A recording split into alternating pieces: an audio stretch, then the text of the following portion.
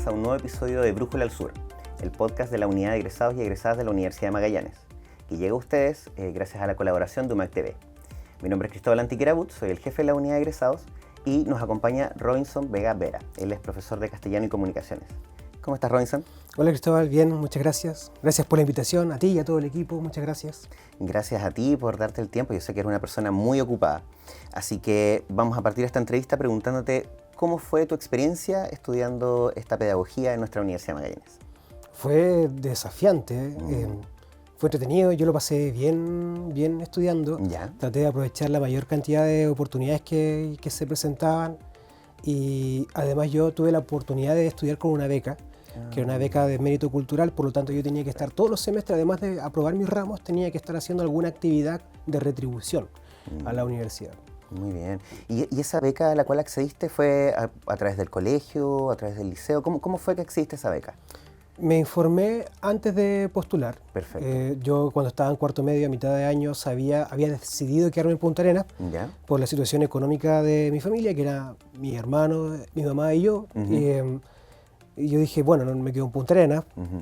Y a partir de eso empecé a investigar, ver distintas opciones, y una de esas era la beca por mérito cultural, y yo creo que creí en ese momento que tenía el currículum para postular a ella, lo hice, tuve un puntaje bastante adecuado, de hecho en ese momento por conceptos de IFE, ¿Ya? yo debiese haber estudiado gratis. Pero eso fue cambiando, y no importa, había que buscar alguna manera de poder estudiar. Exacto. Y bueno, me dices que fue como bien desafiante el estudio de la pedagogía. ¿Cuál fue el aspecto como más desafiante? Digamos, aparte obviamente del tema financiero, obviamente el de la carga de estudios. Bueno, la carga de estudio, de repente podemos tener a veces el prejuicio de decir, mirar a huevo las carreras y esta cuestión se pasa fácil. Yo hice un comentario por el estilo y después lo pagué súper caro. Wow. A mí la mayor, la palabra no es dificultad, pero algo que me generó un mayor desafío fue que en segundo año empecé a ser papá. Perfecto. Y siempre intenté ser un papá más o menos presente, y eso tiene un costo porque mi tiempo ya no era solamente para estudiar, sino que además era de estar con mi hija y poder generar las lucas para los pañales. Exacto, claro. Tratar de estar lo más presente posible. O sea, desde segundo año fuiste estudiante trabajador. Exacto. Y eso entonces, ahí agradecí aún más la beca, estaba tremendamente feliz. Que no era una beca completa, pero era una beca importante, significativa, y además de tener que cuidarla, seguir pasando los ramos, tenía esta responsabilidad que igual en el caso de los varones muchas veces como que parece, al menos en mi generación, era como voluntario tomarla. Igual nada que ver. Pero bueno, Exacto. En fin, el punto es que fue desafiante en varios aspectos, y además que la universidad, una de las posibilidades que te da es que tú puedes ir pasando tus ramos tranquilo, terminar con tu cartón e irte. Pero entre medio hay un montón de otras posibilidades, congresos, concursos, instancias de intercambio que se van dando y que depende de cada estudiante tomarlas. Claro, totalmente. Y dentro de todas esas oportunidades que se te fueron dando, ¿tú sientes que las pudiste aprovechar? Yo pude aprovechar todo lo que tuve la opción de hacer. Ya. Sí, creo que siempre se puede haber hecho más, pero en mi caso yo ya me perdoné porque igual fue un momento muy complejo. Pero en mi caso, por ejemplo, una persona estudiando en Punta Arenas, fui en 2 oportunidades a exponer a congresos en la Universidad de Chile. Una de esas oportunidades me acompañó mi amigo Pablo Cifuentes. Ambos estuvimos exponiendo en las Hayas, las jornadas andinas de literatura. A nivel estudiantil universitario, fui parte del equipo de debate de la universidad entre 2006 y 2009, fuimos bicampeones nacionales de la zona sur, es decir, de Talca hasta el Cabo de Hornos, no nos ganó nadie por 4 años. Entonces siento que sí, lo aproveché, y hay un montón de otras cosas más que logré hacer, y siento que mis estudiantes también pueden. Hoy día los estudiantes de la universidad tienen esas oportunidades y muchas más, y tal vez es porque estoy envejeciendo y las miro con cierta envidia. La pandemia, por ejemplo, aceleró los procesos digitales. Hoy día, por dar un ejemplo, hay torneos de debate que son en formato virtual, hay congresos, una cantidad de congresos de literatura, de distintas literaturas, distintos focos, literatura infantil, mediación lectora, didácticas de la literatura, que se están dando muchas veces en simultáneo y tenemos que elegir a dónde ir. Claro. Pero vemos que a veces los estudiantes no van a ninguna. Entonces sí, lo miro en retrospectiva, siento que lo aproveché, y siento que hoy día los chiquillos también pueden aprovecharlo también. Sí, estoy totalmente de acuerdo. Yo creo que tienen muchas oportunidades. Como dices tú, el factor online llegó para quedarse y tuvo tremendo impacto. Entonces, puedes incluso seguir tus estudios de posgrado online en otra universidad, incluso más allá del Atlántico. Entonces, es algo que hay que tomar y considerar. Y cuéntame, Robinson, ya, acercándonos un poquito más al final de lo que fue tus estudios de pregrado, porque tú también tienes 2 magísteres. Sí. ¿Inmediatamente seguiste estudiando? ¿Privilegiaste primero trabajar? ¿Cómo fue ese proceso de salir de pregrado? Yo me metí en las patas de los caballos. En cuarto año, los estudiantes de pedagogía obtenemos el grado de licenciado. Y yo postulé, cuando había terminado ese proceso, postulé un magíster en una universidad que ya no existe. Y ese magíster yo no lo logré terminar porque, claro, estaba terminando quinto año de pedagogía y luego fue mi primer año de trabajo y en paralelo estaba intentando hacer un magíster. Wow, No me la pude porque además tuve que en un momento terminar la carrera, tuve que privilegiar también lo que comentaba, la vida cotidiana de cada persona y el magíster quedó como ahí.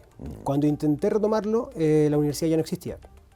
Bueno, igual ahí avanzo o retrocedo unos pasos y es cuando yo decidí quedarme en Punta Arenas, habían opciones universitarias de universidades nuevas que tenían parte de su oferta era tener intercambio con otras sedes del resto de Chile. Un amigo que hoy día es académico de la universidad, Pablo Yerzún, me dijo, ¿por qué no optas por la opción estatal que es más estable, es más segura y estás seguro de que no va a cerrar? Claro. El tiempo le dio la razón porque en nuestra ciudad hay al menos 2 cierres traumáticos de casas de estudio de nivel superior y tengo amigos conocidos que lo pasaron bastante mal.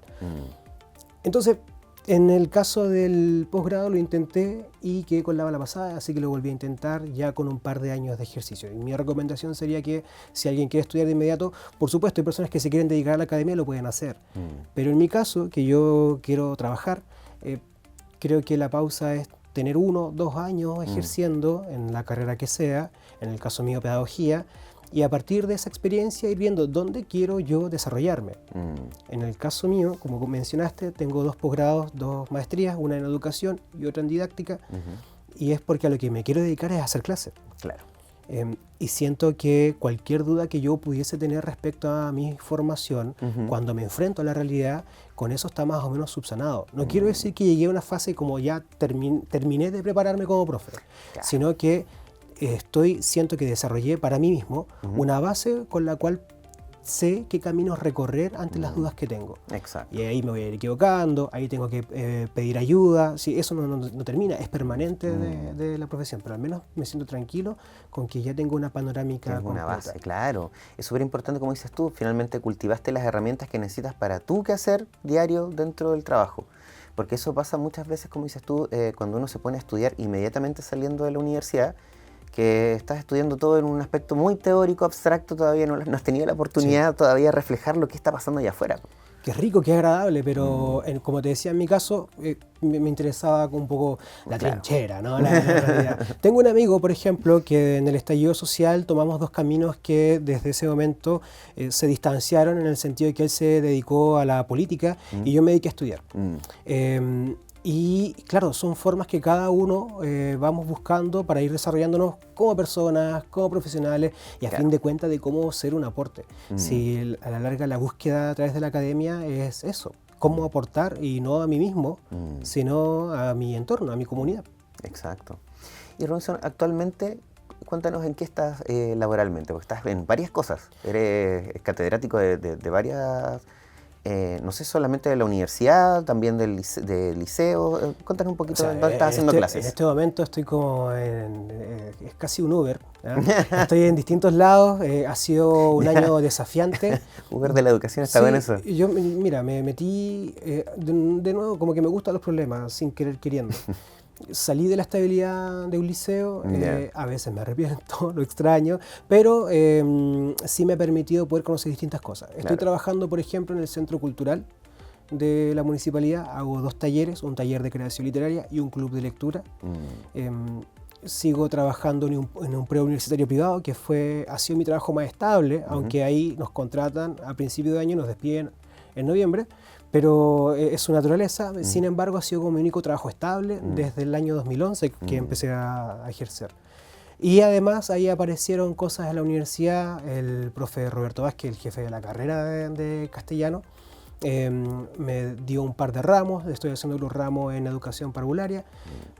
Y además estoy involucrado en este proyecto del preuniversitario de la universidad que se llama Preparaumag, que es un preuniversitario dirigido a estudiantes de la educación pública, que se imparte en manera presencial y online a los estudiantes del resto de la región, de Puerto Natales y Puerto Williams. ¿Y es, por ejemplo, la misma clase, o sea, es híbrida? ¿En el mismo momento que estás haciendo clases para alguien ahí en la sala, están conectados los otros o son sesiones distintas? Cuando planificamos esto, la intención era hacerlo de forma híbrida, pero habría una dificultad. Siempre lo híbrido tiene una dificultad, y es que si hacemos la clase presencial en forma híbrida, puede haber algún estudiante que tenga problemas con la conexión, a veces por deformación profesional le prestamos más atención a los niños que están ahí. Exacto. Así que está organizado en 3 grupos, 2 grupos presenciales y un grupo en línea, y es exclusivamente en línea. Qué bueno, qué bueno. ¿Y ahí estás desde el 2011? No, en ese proyecto que es de acá de la universidad es de este año. Perfecto, ese es de este año. ¿Y el otro preuniversitario estás desde el 2011? Que no lo vamos a mencionar porque no le vamos a hacer publicidad gratis. No, por favor, adelante. Sí, recién tuvimos una invitada el episodio anterior que promocionó su corporación. Como dices tú, la idea es hacer un aporte a la comunidad. Y si es que lo son, definitivamente hay que promocionarlo. Sí, pero esto va a pasar. Porque hay un montón de otros aportes, ¿no? Claro, que se podrían mencionar. Sí. Por ejemplo, lo que ocurre en el Centro Cultural a mí me ha llamado mucho la atención. Como profesores, por lo general, trabajamos con una gran diversidad. Según la cantidad de estudiantes en una sala, son esa cantidad también de mundos, ¿no? De familias, de formas de ser, de visiones de la existencia. Y en el caso del Centro Cultural he descubierto que igual es un espacio que a veces miramos con cierta distancia, porque además en términos de accesibilidad está un poco atrás mano, pero se llena de muchas personas que no son puntarenenses. Yo diría que tal vez la mitad son personas que vivimos desde hace mucho tiempo en la ciudad, pero también hay una parte importante de personas que son migrantes de dentro, no solamente personas migrantes, estamos habituados al concepto de los migrantes que vienen de fuera del país, pero también hay una migración, una movilización de personas dentro de la ciudad, dentro del país, y que no tienen contacto en Punta Arenas, ¿no? Si nosotros hablamos con cualquier conocido, con cualquier compañero de curso, varios tienen la abuela, la nona, ¿no? Tienen su parcela. En mi caso, yo llegué a Punta Arenas el año 88, tenía 1 año y medio, soy un puntarenense de adopción. Pero sin embargo notaba esas diferencias con las personas que tienen toda su familia acá. En las redes, y el espacio del Centro Cultural abre esa puerta, que las personas se puedan encontrar a partir de sus intereses. Qué bueno eso que mencionas y concuerdo plenamente contigo. Me pasa también desde lo personal, desde lo profesional, que me toca ver muchos profesionales que llegan acá a la región, obviamente por las oportunidades laborales que hay acá, y de repente tienen más arraigado justamente este tema de buscar estos lugares de encuentros culturales, de entretención, digamos, de esparcimiento, que a veces yo siento que los magallánicos no necesariamente tenemos. Somos mucho como de repente estar dentro de nuestra casa, de privilegiar nuestras redes y no ir a este lugar de encuentro donde me puedo encontrar con quizás qué personas y tengo que sociabilizar. Nos pasa mucho también a veces cuando generamos eventos para titulados, que yo veo llegar a los titulados, que ya tienen trayectoria y todo, pero aún así se quedan esperando en la puerta a ver si viene su amigo. No sé si voy a entrar solo, ¿me entiendes? Si viene mi amigo, entramos los dos y entramos echando la talla.